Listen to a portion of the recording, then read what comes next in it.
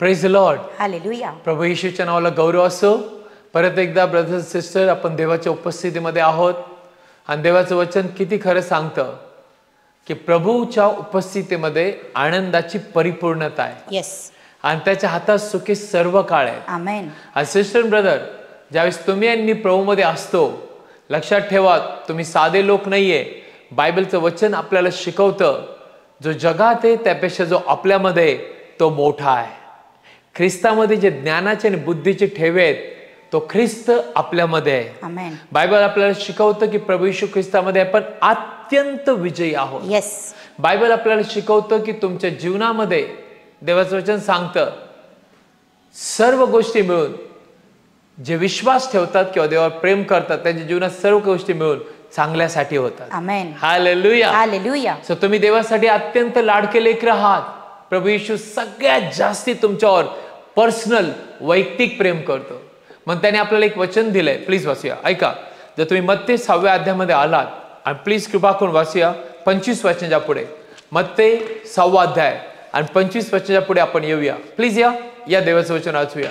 यामुळे मी तुम्हाला सांगतो की आपण काय खावे आणि आपण काय प्यावे अशी आपल्या जीवाविषयी किंवा आपण काय पांघरावे अशी आपल्या शरीराविषयी काळजी करू नका.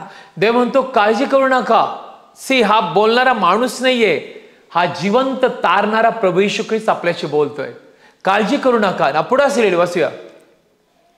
अन्नापेक्षा जीव व शरीरापेक्षा वस्त्रापेक्षा शरीर अधिक आहे की नाही. अन्नापेक्षा जीव महत्वाचा आहे, शरीरापेक्षा वस्त्रापेक्षा शरीर महत्वाचे आहे. ना पुढे असेल आकाशाच्या पाखरांकडे न्याहाळून पहा. बायबल सांगतं की देव म्हणतो आकाशातील पाखरांकडे न्याहाळून पहा. न्याहाळून पहा. की ते पेरीत नाहीत. पुढे असेल की ते पेरीत नाहीत. बायबल सांगतं आकाशातील पाखरं पेरत बी नाही व कापणी करत नाही किंवा कोठारांमध्ये साठवतही नाहीत आणि कोठारात साठवत सुद्धा नाही, तरी तुमचा आकाशातील बाप त्यांना खायला घालतो. ना बघा देवाने काय उदाहरण दिले आपल्याला की देव म्हणतो आकाशातील पाखरांची जर मी एवढी काळजी घेतो, ते पेरत नाही, कापणी करत नाही, कामाला जात नाही, कुठल्याही प्रकारे काही कष्ट करत नाही, तरी देव त्यांना सांभाळतो. आणि बायबल सांगतं पुढच्या वचनामध्ये तुम्ही त्यांच्यापेक्षा फार अधिक मोलाचे आहात. बायबल सांगतं तुम्ही जे लोक आज देवाचं वचन ऐकतात, जे लोक आज हे बघत आहेत,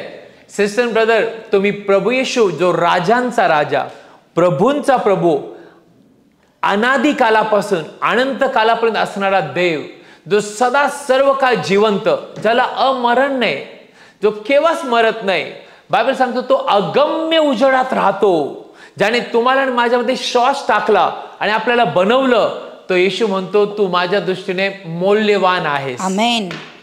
हालेलुया. हालेलुया. जर देवाच्या दृष्टीने तुम्ही मौल्यवान आहात तर सर्व गोष्टी मिळून तुमच्यासाठी चांगल्या होणार. आमेन. कारण देवाची इच्छा आहे त्याच्या लेकरांनी कुठल्याही प्रकारे त्रासातून, दुःखातून, आजारातून, बंधनातून, नाशातून जाऊ नये. Praise the Lord. हालेलुया. काही दिवसापूर्वी आम्ही याच्यातून गेलो आणि आम्हाला असं वाटलं बापरे, देवाने आपल्याला विसरला काय? प्रभू कुठे आहे? प्रभू हे दिसतं का तुला? हे त्रास, हे दुःख, ह्या वेदना, हे रडणं तुला दिसतंय का? प्रभू दया कर. पण बायबल मध्ये लिहिले देवाचं वचन सांगतं की तुम्ही आणि मी विसरलेलो नाहीये. जिथं तुम्ही आहात, मग ते तुरुंग असो, मग तुम्ही हॉस्पिटलमध्ये असा, तुमच्या ऑफिसमध्ये असा, बायबल सांगतं देव आपल्या बरोबर. आणि जिथं देव आपल्या बरोबर आहे तिथं तुम्ही कमी नाही होणार, खाली नाही जाणार, हरणार नाही. काही परिस्थिती असो तुम्ही उंच केले जाणार. Amen. Praise the Lord. Hallelujah. So अशी मेंटॅलिटी किंवा असं मनस्थिती बनवा, मी प्रभू येशूवर विश्वास ठेवतो आणि त्याच्या दृष्टीने मी मौल्यवान आहे, मग माझ्या जीवनामध्ये सर्व गोष्टी मिळून चांगल्या होणार. येस. हालेलुया. हालेलुया. म्हणतो बायबल मध्ये की योसेफ नावाचा जो देवाचा सेवक होता किंवा योसेफ नावाचा मुलगा होता, त्याच्या जीवनामध्ये संकट, त्रास, वेदना आल्या. अशी वेळ आली की योसेफ जो होता त्याला विकण्यात आलं, त्याच्यावरती चुकीच्या गोष्टी लादण्यात आल्या. पण बायबल सांगतं देव योसेफाबरोबर तुरुंगात होता. आमेन. मी साध्या माणसाविषयी नाही बोलता, मी जगातल्या राजाविषयी नाही बोलता. देव जो ज्याने शब्दाने सर्व बनवलं, सूर्यचंद्र, तो त्याच्याबरोबर होता. आणि मला एक गोष्ट सांगायची की जिथं प्रभू येशू ख्रिस्त किंवा देव तुमच्यामध्ये आहे, सिस्टर ब्रदर, मला एक गोष्ट सांगायची की प्रत्येक अशक्य गोष्टी देव शक्य करेल. आमेन. तुमच्यासाठी देव सर्व काय करायला सामर्थ्यवान आहे. येस. शेवटी देवाने योसेफासाठी दरवाजा उघडला. डायरेक्ट जेलमधून, मी नेहमी सांगतो, डायरेक्ट तुरुंगामधून डायरेक्ट योसेफाला राजासमोर, आणि राजासमोरून डायरेक्ट मिस्राचा पंतप्रधान. आणि हे देव करू शकतो. येस. हे प्रभू करू शकतो, कारण त्याच्या वचनात लिहिलंय, तुम्ही आकाशातील पाखरांपेक्षाही मौल्यवान आहात. आमेन. तुमच्या डोक्याचे केस मोजलेले आहेत. वाचूया एक वचन आपण ऐकूया, प्लीज वाचूया. जर तुम्ही मत्ते 10 मध्ये आलात, 29 ते 31 वचन आपण ऐकूया. प्लीज वाचूया, ऐका देवाचं वचन. मत्ते 10:29 सिस्टर वाचूया 31 पर्यंत. 2 चिमण्या एका पैशाला विकतात की नाही? हा. तथापि तुमच्या बापा वाचून त्यातली एकही भूमीवर पडणार नाही, आणि तुमच्या डोक्यावरले केस देखील सर्व मोजलेले आहेत. हा. म्हणून भिवू नका, तुम्ही पुष्कळ चिमण्याहून अधिक मोलाचे आहात. परत मोलाचे आहात. येस. देव हे शब्द का टाकतोय? कारण की ह्या जगामध्ये निराशा आहे, दुःख आहे, आत्महत्या करतात लोक. आत्महत्या वाय. काल एका आईने मला फोन केला, तिला पास्टर माझ्या मुलीला काय झालं माहित नाही. काही महिन्यापूर्वी पास्टर तिच्या घरच्यांचे भांडणं झाले, आणि पास्टर ती रागाच्या भरात निघाली आणि तिने डायरेक्ट विहिरीत उडी टाकली, आणि पास्टर तिने जीवन संपवलं. मी लोकांना नेहमी सांगतो आणि आजही सांगतो, त्याला मी सांगितलं, आई रडू नको. का? जर शैतान लोकांना आत्महत्या करायला लावतोय, लोकांचे जीवन संपवायला लावतोय, तर त्या लोकांनी एकच गोष्टीचा विचार करावा थांबून, जर मला आज मरायचंय, शैतान मला हे मरण देऊ इच्छितो किंवा मला हे जीवन संपवायचंय, ज्याने माझ्यावरती प्रेम केलं आणि जो माझ्याशी बोलतोय की तू मौल्यवान आहे, आज माझं जीवन मी त्याच्या हातात देऊन बघते, तुम्ही केव्हाच अपयशी होणार नाही. आमेन. देव तुम्हाला केव्हाच लाजवणार नाही, तुम्ही केव्हाच डोकं खाली घालणार नाही. तुम्ही म्हणताल, पास्टर तुम्हाला याचा अनुभव आहे का? येस सिस्टर, प्रत्येक गोष्टीतून देवाने आम्हाला नेलेलं आहे. आज आम्ही वरडून सांगू शकतो, परमेश्वर चांगला आहे आणि तो चांगलंच करतो. आमेन. प्रभू येशू ख्रिस्त उत्तम मेंढपाळ आहे आणि तो हिरव्या कुरणातच चालवतो. संकट येणार, त्रास येणार, दुःख येणार, असं केव्हा केव्हा वाटेल हे काय आहे, काय मी प्रार्थना करतोय, मी चर्चला जातो, काय आहे? घाबरू नका.